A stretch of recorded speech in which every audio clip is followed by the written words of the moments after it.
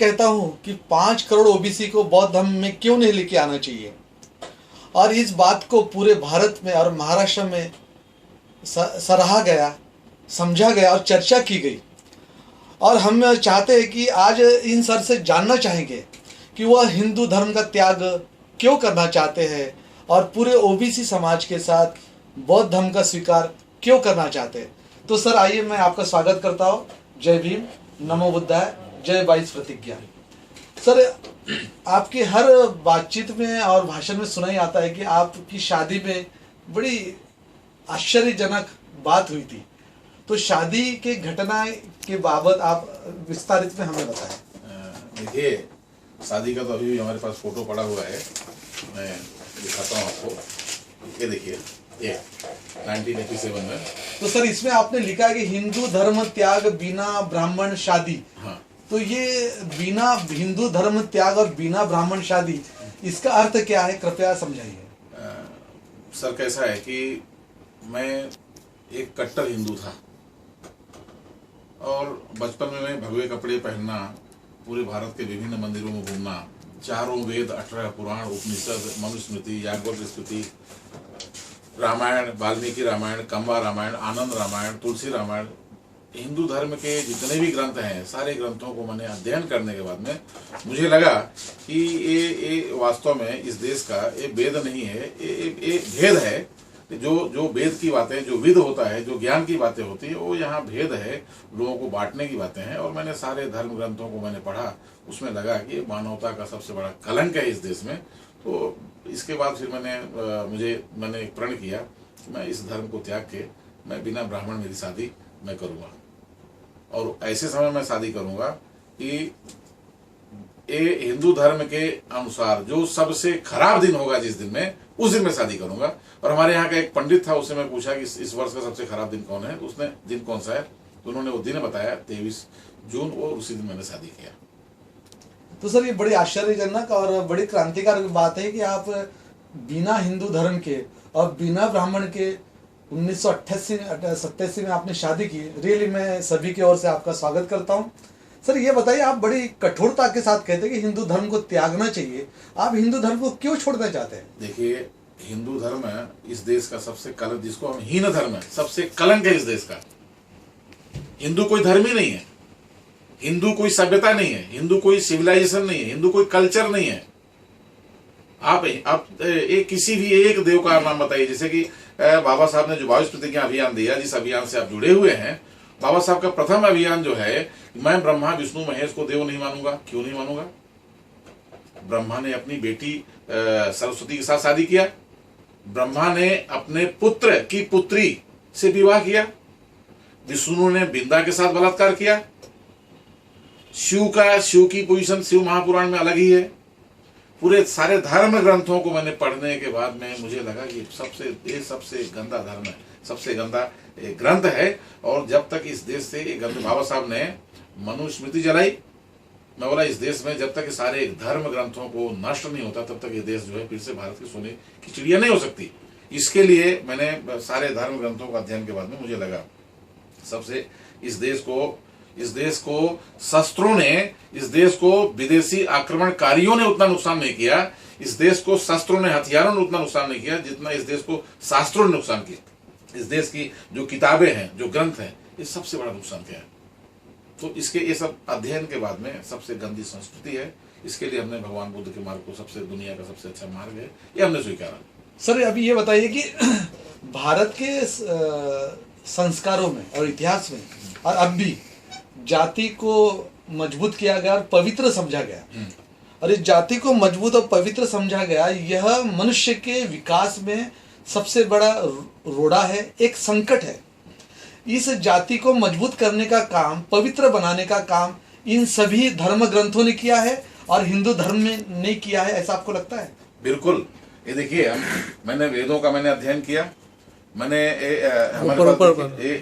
मनुस्मृति है, मनुस्मृति में लिखा है, इस मनुस्मृति में लिखा है कि ये 4 वर्ण, ब्राह्मण क्षत्रिय वैश्य शूद्र है, ये जो 4 वर्ण है, 4 वर्णों में जो शूद्र है, जो ओबीसी है या शूद्र, उसको धन का अधिकार नहीं, उसको शिक्षा का अधिकार नहीं, उसको पढ़ने का अधिकार नहीं।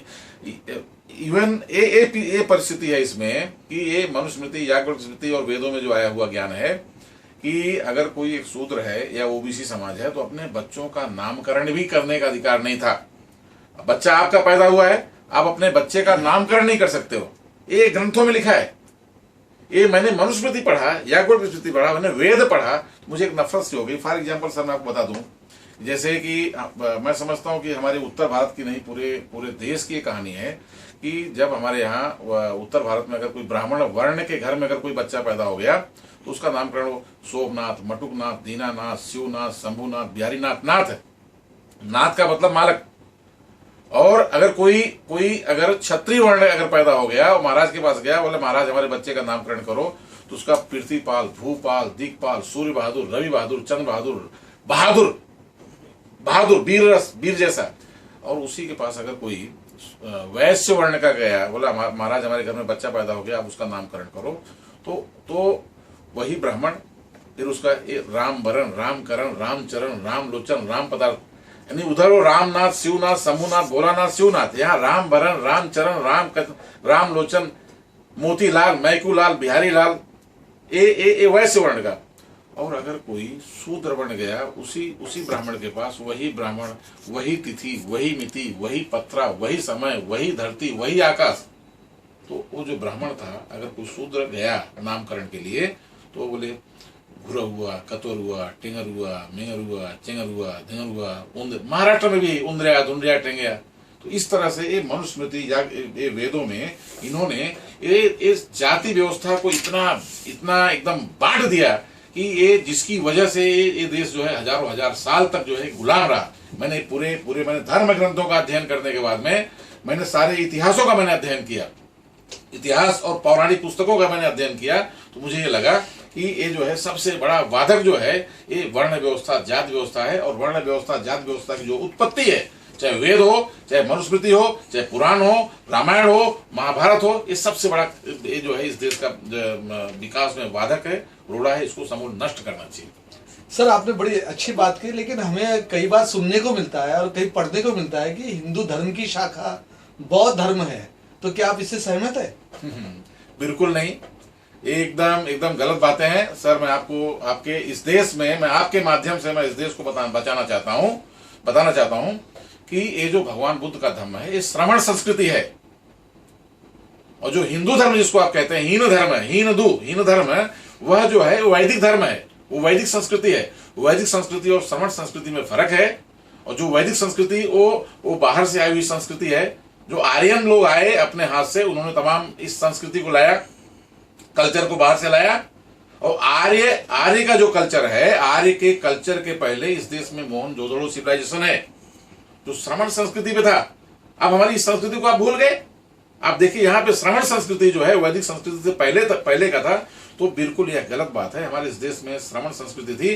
और हमारे देश के जितने भी हमारे हैं श्रमण संस्कृति के जितने भी मुनि हैं, देखिए संत तुकाराम, संत एकनाथ, संत सावतामली, संत सैन, संत रविदास, संत कबीर, संत नानक, ये हमारे श्रमण संस्कृति के संत हैं। और जो वैदिक संस्कृति जो संत हैं, देखिए आप अगस्त ऋषि, पुलस ऋषि, वशिष्ठ ऋषि, पराशर ऋषि, विश्वामित्र ऋषि, और आज का जो है वो साईं, क्या नाम उसका जो गुजरात में पकड़ा गया अभी, आप बताइए उसका? आसाराम बापू, नरेंद्र महाराज, धर्मेंद्र महाराज, भाईजी महाराज, जितने महाराज हैं जिनको ये सब ये जो है आज रामदेव महाराज, कामदेव महाराज, जो भी ये महाराज हैं, रामदेव जो है कामदेव का व्यापार करने वाला, वो अज्ञानी है, उसको ज्ञान नहीं है।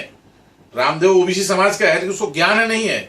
जिसको पतंजलि की जो मठ चला रहा है अभी तक, उसको अज्ञानी है, वो उसको पूरा ज्ञान नहीं है। उसको जिस दिन ज्ञान होगा उस दिन समझ जाएगा कितनी बड़ी गलती हो रही है। तो मैं आपको बता दूं कि हमारे भगवान बुद्ध का जो धर्म है, ये एक जो बाबा साहब ने इस धर्म को इस देश में फिर से पुनरुत्थान किया, वो जो है श्रमण संस्कृति पर आधारित है, वो हिंदू पे नहीं, वेद से बिल्कुल अलग है। मैं आपकी जानकारी सर इसमें ये बोलिए, ये धर्म और धम्म, तथागत बुद्ध ने धम्म बताया, और ये जो जितने ग्रंथ है ऋषि मुनि उन्होंने धर्म बताया। ये धर्म और धम्म में क्या फर्क है? देखिए धर्म और धम्म में वही फर्क है जो पाली भाषा और मगधी भाषा और ब्राह्मी लिपि में फर्क है, इसमें यही फर्क है। हाँ, उसको आप इस ढंग से सर कहिए कि ये जो है ये धम्म है, ये जो है मनुष्यों के जो भगवान बुद्ध का जो मार्ग है, जो हमारे जो श्रमण संस्कृति के जितने भी लोग हैं उन्होंने जो बताया है, वो मनुष्यों के जीने का एक मार्ग है। और बाकी जिसको आप धर्म कह रहे हो, उसको उन्होंने धर्म की एक संज्ञा दी है, नाम दिया है। वह तो एक लूटने का, एक बड़ा समाज दूसरे समाज को लूटने का एक मार्ग है। सर आपने कभी कहा है कि धर्म कर्म कांड भी है, कुछ बोलिए। है ना कर्म कांड, हम बोलिए। तो ये देखिए कैसा है कि भगवान बुद्ध के धर्म में क्या है। अब जैसे चाहे आप हिंदू लीजिए, चाहे मुस्लिम धर्म लीजिए, चाहे ईसाई धर्म लीजिए, उनमें सिर्फ एक कर्म कांड है। कर्म कांड कैसे है, जैसे कि अगर आप एक मुसलमान हो तो आपको रोजा रखना है, नमाज रखना है, खतना करना है। अगर आप एक हिंदू हो तो वर्ण व्यवस्था के अनुरूप आपको चलना है, यज्ञोपवीत में चलना है, आपको सिंडी रखना है, आपको ये सब करना है। ये सब कर्म कांड है। भगवान बुद्ध के धर्म में कर्म कांड नहीं है, उसमें पंचशील है, मानव, उसमें मनुष्य को जीने का मार्ग बताया है। ये फर्क है सर उसमें। सर धम्म यानी जीने का मार्ग, धर्म यानी भगवान बुद्ध ने सिर्फ धम्म यानी जीने का मार्ग ही बताया है मनुष्यों के, इस धरती के लिए, या इस धरती के सारे प्राणी मात्र के उत्थान का, उत्सर्ग का मार्ग उन्होंने बताया है, जो सर्वोत्तम है। सर ये इतना अपने धर्मों का और धर्म ग्रंथों का अभ्यास किया, उदाहरण रामायण हो गया, कुरान हो गया, ये बाइबल हो गया, इतने धर्म ग्रंथों का, धर्मों का गहन अभ्यास करने के बावजूद आप बौद्ध धर्म में क्यों आना चाहते, क्या फर्क है इनमें? हाँ, ये सबसे बड़ी बातें हैं कि ये इतने सब, मैंने सारे धर्मों का अध्ययन किया। जब मैं कट्टर हिंदू था तो मैं समय चारों वेद को पढ़ा, पुराण पढ़ा, उपनिषद पढ़ा। देखिए मैं उस संत की जरूर मैं नाम लूंगा कि मैं बचपन में मैं रामायण को, मैं वाल्मीकि रामायण, आनंद रामायण, खंबा रामायण, गोस्वामी तुलसीदास रामायण, तुलसीदास के रामायण में एक चौपाई लिखी है कि पूजहु विप्र सकल गुणहीना, शूद्र न पूजहु सकल प्रवीणा। यानी अगर कोई एक ब्राह्मण एक गंदा है, चोर है, धूर्त है, लफंगा है, तो भी उसकी आप वंदना करो, तो भी आप उसकी पूजा करो।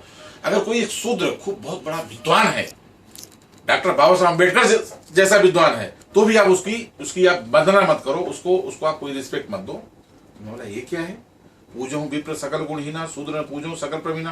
तो उसी जगह पे मैंने संत कबीर को मैंने पढ़ा, जो संत कबीर जो है कि एक ही चाम, एक मलमूदर, एक हाड़, एक गुदा, एक जगह से सब जन्माए, कोई ब्राह्मण कोई शूद्र। जहां एक संत समता और समानता और ममता और प्रेम की बात करता है, दूसरा जो है उस संत के नाम पे ढकोसलेवादी, वो जो है वो तोड़ने की बात, विखंडन की बात, शोषण की बात करता है। तो उसी जगह में मैंने तमाम ये जो हिंदू ब्राह्मणी संत हैं, शंकराचार्य से लेकर के जितने भी संत हैं, सबको मैंने देखा है समाज को विभक्ति और तोड़ने की बातें कर रहे हैं। और दूसरे हैं हमारे संत तुकाराम है, संत एकनाथ हैं, संत सावता माली है, संत सैन है, संत रविदास है। तमाम ये जो संत हैं, ये संत जो है मनुष्यों को एक मनुष्यता की बातें सिखा रहे हैं, जीने की बातें करा रहे हैं, उनको जोड़ने की बातें बता रहे हैं। ये सब तमाम चीज़ों को अध्ययन करने के बाद मैंने महाभारत को मैंने पढ़ा, मैंने रामायण को पढ़ा। रामायण में राम जो है उस शंभुक को वध इसलिए करता है कि शंभुक वो एक शूद्र था, वो शिक्षा ले रहा था। इसके लिए राम ने उस मर्यादा पुरुषोत्तम राम की जो बात करते हैं, राम की बात करते हैं, जो वाल्मीकि रामायण हमारा, देखिए वाल्मीकि रामायण है, कहाँ है वाल्मीकि रामायण, देखिए ये वाल्मीकि रामायण में जिसमें ये देखिए, पहली बात तो है कि ये सब जितने भी हैं, ये जितने भी धर्म ग्रंथ मैं आपको बता दूं, वेदों के बाद में ये चाहे रामायण हो, महाभारत हो, गीता हो, पुराण हो, जितने भी हैं, ये 1500 साल के अंदर की लिखी गई पुस्तकें हैं। मैं कोई भी मेरी सबसे मैं चैलेंज करता हूं कि ये सारी पुस्तकों को लेके बैठे, मैं सिद्ध करूंगा। क्योंकि ये जो है सारे हिंदू धर्म की जो किताबें हैं, वाल्मीकि रामायण है, गीता है, पुराण है, मनुस्मृति है, एक ही क्षण में, एक ही समय में लिखी गई पुस्तक है। जब ये सम्राट अशोक की 10वीं पीढ़ी को वध किया गया, और जो मारने वाला जो शुंग राजा था, जिसने अपनी बहन की शादी करके बाद में उनकी हत्या किया, हत्या करने के बाद में वह जो है वो शुंग जो है वो भागा, उस साकेत में भागा। साकेत जिसका आज नाम अयोध्या है, अयोध्या जिसको अयोध्या कहते हैं। तो एक्चुअली अयोध्या का मतलब होता है अयोधा, मतलब जो योद्धा नहीं हो, उसने छल से मारा और वहां से भागा, तो अयोध्या। तो ये इस तरह से देखिए कि 4 पहले वेद था, कई वेद इन्होंने बनाया, वेदों का 4 वेद बनाया, 4 कल्प बनाया, 4 तल बनाया, 4 धम्म बनाया। इस तरह से इन्होंने सब हर जगह विडंबना किया है। इसमें आप ये रामायण में, महाभारत में आप जो भी आप इसमें उठाओगे ना, सब भगवान बुद्ध के जितने भी वाणियां हैं, जितने वचन हैं, सब इसमें नाम आपको घुमा के इसमें मिलेगा। तोड़ मरोड़ के पूरा लिखा गया। पूरा जैसे मैं आपको बताऊं, जैसे फॉर एग्जाम्पल ये देखिए, ये अब देखिए ये शंकर जी हैं। हाँ, देख रहे हैं आप शंकर जी? बिल्कुल। तो अब ये देखिए कि ये शिव महापुराण में ये लिखा गया है, यहाँ पे इस पुस्तक में लिखा गया कि भगवान बुद्ध जो है विष्णु के अवतार हैं। हाँ, बोलिए उस पर। हाँ, विष्णु भगवान बुद्ध विष्णु के अवतार क्यों बोला गया और क्यों लिखा गया? देखिए, ये जो है ये बुद्ध के बाद की लिखी गई सारी किताबें हैं। इसमें भगवान बुद्ध की विडंबना किया इन्होंने। भगवान बुद्ध की विडंबना कैसे किया कि भगवान बुद्ध की विडंबना इन्होंने दो तरह से किया। एक तो भगवान बुद्ध ये विष्णु के अवतार हैं, भगवान बुद्ध ये विष्णु के अवतार हैं, ऐसा बोल के उन्होंने विडंबना किया। दूसरा, भगवान बुद्ध की जो मूर्ति थी, स्टैचू थी, उसकी स्टैचू को भी इन्होंने विडंबना किया। जैसे कि भगवान बुद्ध की आप देखिए, शंकर की मूर्ति है, शंकर की मूर्ति भी इन्होंने ऊपर गंगा डाल दिया, तीसरा नेत्र बना दिया, गले में सांप डाल दिया। भगवान बुद्ध है वो त्रिशरण की बात करते हैं, तो यहाँ पे इनकी मूर्ति के पास इन्होंने त्रिशूल दे दिया, यानी वो त्रिशूल है। भगवान बुद्ध जो है धम्म की बात करते हैं, इन्होंने यहाँ शंकर में उन्होंने बम की बात कर दिया, बम बोल, धम्म बोल की बात यहाँ बम बोल की बात कर दिया। भगवान बुद्ध ने कहा सुरा मेरा मजे पवाट ठाना, नशीले पदार्थों का सेवन मत करो, तो उनकी मूर्ति को यहाँ लगाया, जिसमें शिव जो है, शंकर जो है, खूब नशीले पदार्थों का सेवन कर रहे हैं। भगवान बुद्ध को पीपल के पेड़ के नीचे ज्ञान प्राप्त हो गया, तो इन्होंने क्या किया, शिवलिंग बना के पीपल के पेड़ में डाल दिया। इसी तरह से इन्होंने, भगवान बुद्ध ने 4 आर्य सत्य कहा, तो इन्होंने 4 धाम कर दिया। इस तरह से पूरे भगवान बुद्ध के धम्म को इन्होंने विडंबना किया। मैं सिद्ध करके मैं प्रूफ के साथ बता सकता हूं। अगर किसी को विश्वास नहीं हो तो सारे धर्म ग्रंथों को अध्ययन करें, हर जगह आपको मिलेगा, हर जगह मिलेगा आपको। जैसे ये श्रीमद् भागवत गीता है, भगवान बुद्ध ने अष्टांगिक मार्ग कहा है। भगवान बुद्ध ने मनुष्य को जीने के लिए अष्टांगिक मार्ग बताया, लेकिन उस अष्टांगिक मार्ग को चुरा के इन्होंने एक अष्टांगिक कर्म बता दिया घुमा के। तो ये जितने भी है रामायण, महाभारत, ये सब इसमें सब भगवान बुद्ध के धर्म को चुरा के इन्होंने, पात्रों को इन्होंने उल्टा पलटा किया। इस तरह से खूब बड़ी विडंबना किया इस देश में। और चूंकि दूसरी सबसे बड़ी बात है, ये सारी जो धर्म ग्रंथें हैं ये लौकिक संस्कृति में लिखी गई है। ये जितने भी है, ये वाल्मीकि रामायण, कंबन रामायण और आनंद रामायण और ये पुराण है, जितनी भी ये पुस्तक है, वो पुस्तक जो है लौकिक संस्कृति में लिखी गई है। और लौकिक संस्कृति आज से 1500 साल के अंदर की लैंग्वेज है। 1500 साल पहले पाली भाषा थी, जिसको ब्राह्मी भाषा कहते हैं, उसके बाद वैदिक संस्कृति थी। तो ये जितनी भी ये पुस्तकें हैं 1500 साल के अंदर की हैं, सर खूब बड़ी विडंबना हुई है। सर आपने बहुत अच्छी बात कही कि ये जितने ग्रंथ है ये पिछले 1500 साल में निर्माण हुए और उनका प्रमुख उद्देश्य था कि बुद्ध के बातों को तोड़ मरोड़ कर विडंबना की जाए और बुद्ध का विचार खत्म किया जाए। तो सर मुझे ये बताइए, ओबीसी का असल मीनिंग होता क्या है और ओबीसी में कितने प्रतिशत इस देश में लोग आते हैं और ओबीसी का मूल धर्म ऐसा क्या था? देखिए, ओबीसी और बीसी में कुछ फर्क नहीं है। देख, ओबीसी और बीसी यानी बौद्ध कम्युनिटी, ओबीसी यानी ओरिजिनल बौद्ध कम्युनिटी। दोनों एक ही भाई है, दोनों एक ही परिवार है, दोनों एक ही वंश हैं। और सबसे बड़ी बात आपको बता दूं कि एक जो भगवान बुद्ध के काल में पूरा भारत 10 गणराज्य में था। पूरा ये भारत जो है ये 10 गणराज्य में, शाक्य, मौर्य, कोली, लिच्छवी, विशाली, विदेह, अलकप, भग्ग और दोमल्ल, ये 10 गणराज्य थे। ये 10 गणराज्यों को भी खत्म किया गया। 10 गणराज्यों को खत्म करने के लिए जो शुंग राजा था, देखिए इन्होंने जैसे आज कुंभ स्नान होता है, देखते हैं आप, कुंभ स्नान होता है ना, कुंभ, उसमें इन्होंने क्या किया, 10 अखाड़े बनाए। 10 अखाड़े, ये 10 इसको खत्म करने के लिए इन्होंने 10 अखाड़े बनाए। 10 अखाड़े जो है भगवान बुद्ध के काल में, देखिए निरंजना अखाड़ा, अटल अखाड़ा, अग्नि अखाड़ा, आह्वान अखाड़ा, आनंदी अखाड़ा। भगवान बुद्ध को निरंजना नदी के किनारे ज्ञान प्राप्त हुआ, निरंजना अखाड़ा इन्होंने बना दिया। भगवान बुद्ध के परम शिष्य आनंद है, आनंदी अखाड़ा बना दिया। भगवान बुद्ध यानी नागा साकी नाग लोग, जिन्होंने ये नागा बाबा का अखाड़ा बना दिया। इस तरह से इन्होंने 10 अखाड़े बनाए। और 10 अखाड़े बनाने के बाद में, बृहदत्त की हत्या के बाद में, हर गांव में जितने भी थे सबको जलाया एक साथ में। जो होली आप देखते हैं ना, होली होली जलाई जाती है। हमारे यहाँ पाली, पाली यानी प्राप्त करने, होली यानी जाड़ने, जलाना। तो इन्होंने हर गांव गांव में एक ही समय में इन्होंने आह्वान किया, अग्नि अखाड़ा एक साथ में इन्होंने जलाया। तो ये सब बहुत सी तमाम बातें हैं इसमें।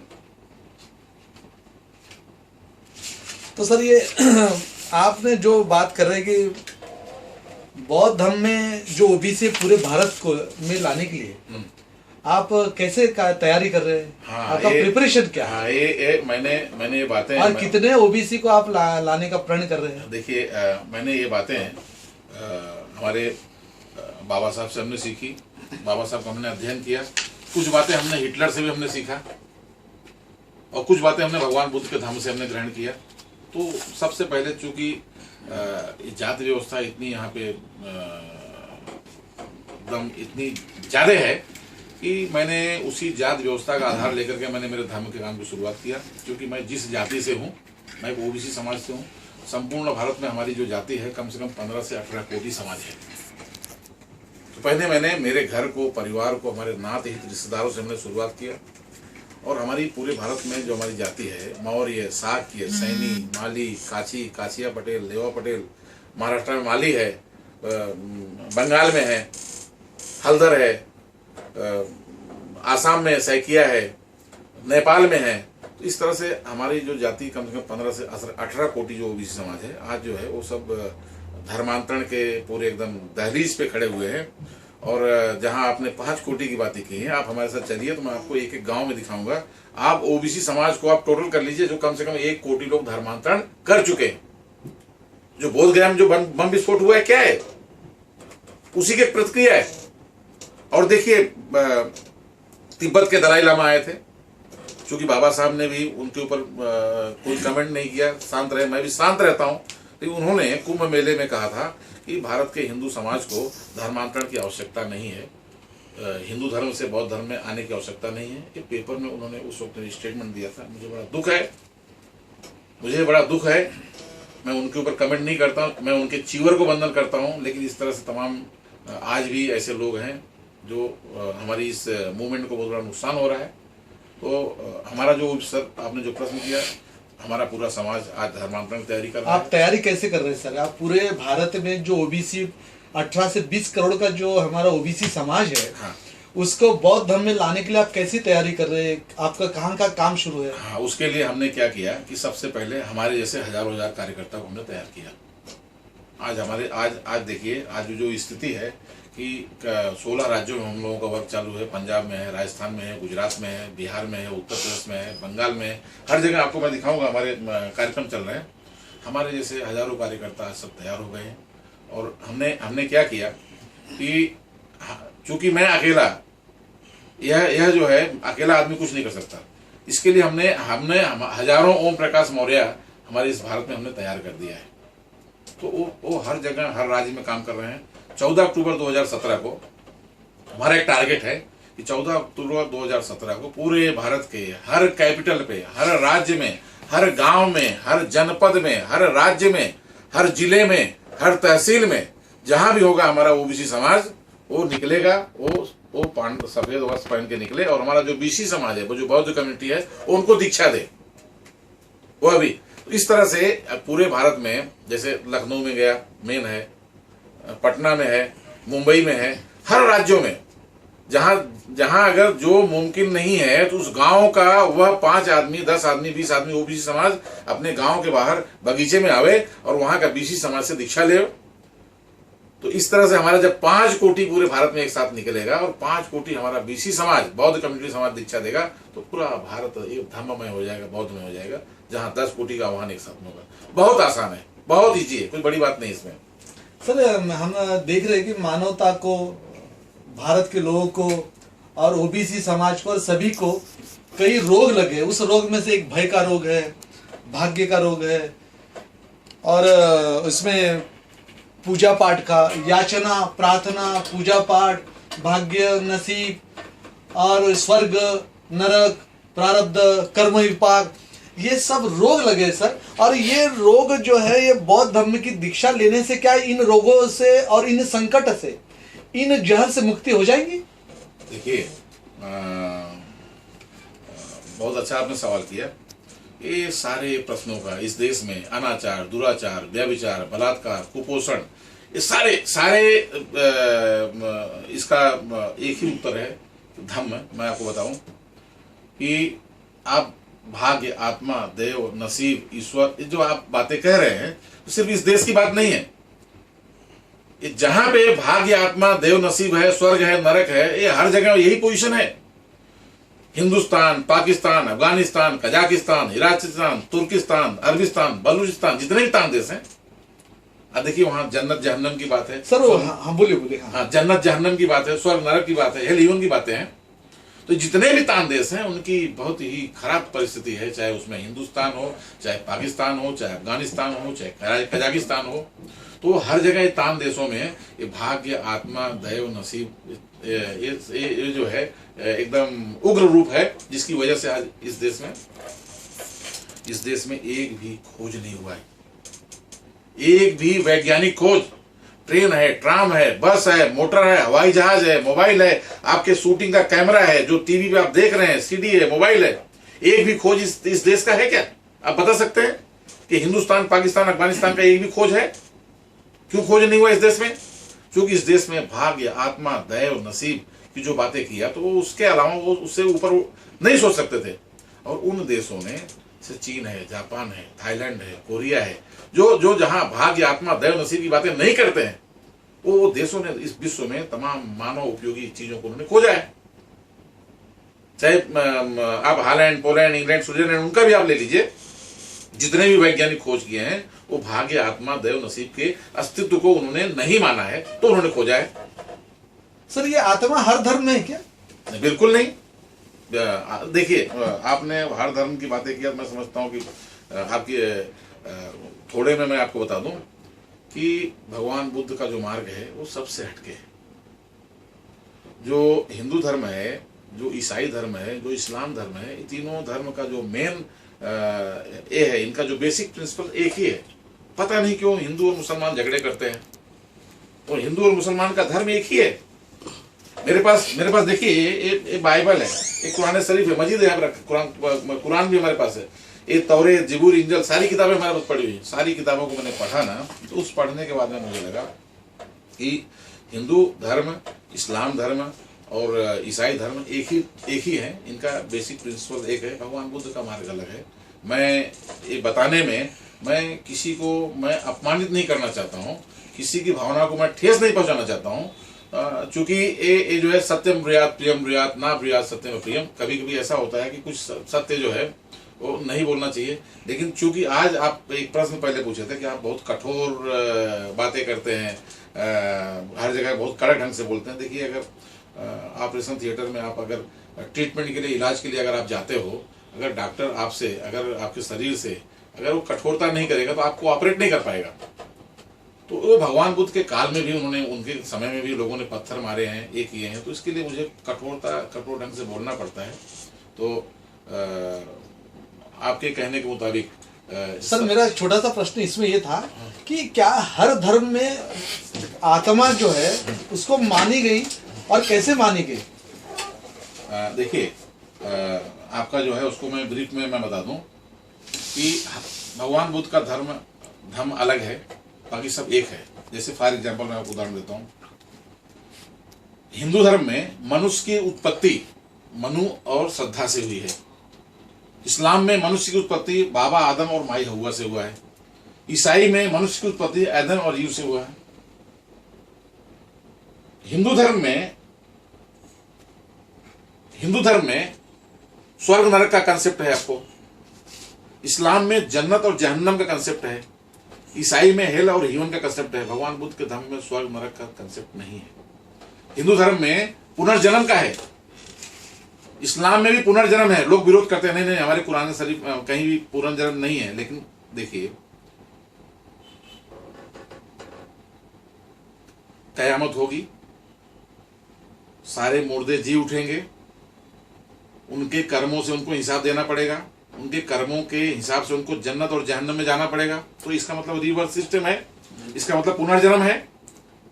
और ईसाई में पुनर्जन्म है, भगवान बुद्ध के धर्म में पुनर्जन्म नहीं है। हिंदू देखिए, मैं इसलिए मैं कई कंपेरिजन कर रहा हूं कि भगवान बुद्ध का मार्ग अलग कैसे है। हिंदू धर्म में वर्ण व्यवस्था जाति व्यवस्था है, इस्लाम में भी वर्ण व्यवस्था जाति व्यवस्था है, ईसाई में भी वर्ण व्यवस्था जाति व्यवस्था है। भगवान बुद्ध के धर्म में वर्ण व्यवस्था जाति व्यवस्था नहीं है। हिंदू धर्म में स्त्रियों को धर्म का अधिकार नहीं है। हिंदू धर्म में जो 4 शंकराचार्य हैं, जगत गुरु शंकराचार्य, जगत का हिंदू गुरु शंकराचार्य, वो आज तक चारों शंकराचार्य सिर्फ ब्राह्मण ही रहे हैं। उस पीठ पर, उस पदवी पर कोई आज तक कभी कोई स्त्री नहीं आई है। इस्लाम में भी आज तक कभी कोई मौलाना मौलवी नहीं हुए। ईसाई में pope John Paul father election हुआ है, हमेशा होता है। देखिए 3-4 साल पहले इलेक्शन हुआ। आज तक ईसाई धर्म में कभी कोई मुस्लिम आई क्या? लेकिन भगवान बुद्ध के काल में, उस वक्त में उन्होंने स्त्रियों को धर्म का अधिकार दिया, अपनी माता को दिया, पत्नी को दिया, सबको उन्होंने दिया। हिंदू धर्म में चमत्कार है, इस्लाम में चमत्कार है, ईसाई में चमत्कार है, भगवान बुद्ध के धर्म में चमत्कार नहीं है। हिंदू धर्म में जैसे भी देखिए एक गीता के उपदेश में, उठो और युद्ध करो, मारो काटो, धर्म के लिए मारो काटो। हिंदू धर्म में गीता के उपदेश में, रामायण में, महाभारत में, वेदों में, हर जगह मार काट और युद्ध की बातें हैं। इस्लाम में भी आज जिहाद हो रहा है, देखिए मार काट हो रही है। ईसाइयों में भी मार काट हो रहा है। भगवान बुद्ध के धर्म में मार काट नहीं है। भगवान बुद्ध के, अगर कोई, उसको दूसरे शब्दों में कहूं अगर, कि अगर कोई कट्टर हिंदू बनता है, उसके मन में खूब नफरत होती है, वो चमार है, महार है, ओबीसी है, तेली है, अमुक है, तमुक है, दूसरे जाति के प्रति खूब नफरत होगी। अगर इस्लाम में खूब कट्टर बनेगा वो जो है उसके अंदर जिहाद की बातें होगी, जो आज पूरे गल्फ कंट्रीज में आप देख रहे हैं। ईसाई में अगर खूब कट्टर होगा वो जो है दूसरे कंट्रीज पे अटैक कर रहा है, दूसरी कंट्रीज को तोड़ रहा है। ईरान इराक का देखिए। भगवान बुद्ध के धर्म में अगर कोई खूब कट्टर होगा, उसके मन में दया, क्षमा, करुणा और मैत्री की बातें होगी। और मैं आपकी जानकारी के लिए बता दूं, हिंदू धर्म में देखिए आतंकवाद है। सबसे पहले हिंदू आतंकवाद शुरू हुआ। राजीव गांधी जी की जो हत्या अभी जो हुई है, वो क्या था? श्रीलंका, वो श्रीलंका पे, वहां पे वो सिंघली और श्रीलंकन में वो हिंदू और बौद्धों का जो अटैक हो रहा है, उनका हत्या हुई। मानव बम हिंदू धर्म में था। इस्लाम में देखिए, ईसाई में देखिए, भगवान बुद्ध के धर्म में नहीं है। मैं इन शॉर्ट में कहता हूं कि भगवान बुद्ध का जो धर्म है, ये मार्ग इस विश्व में सबसे शांति का मार्ग है। आप देखिए जितने भी बौद्धिस्ट कंट्री है, वहां आतंकवाद है क्या आपको? अमेरिका आतंकवादी है, अफगानिस्तान, पाकिस्तान, उज्बेकिस्तान सब आतंकवादी हैं। हिंदुस्तान में भी आतंकवाद पनपा है, बताइए हमको। जापान में आतंकवाद है क्या? थाईलैंड में है क्या? कंबोडिया में है क्या? श्रीलंका में है क्या? जो बुद्धिस्ट कंट्रीज हैं, वहां कहीं आतंकवाद नाम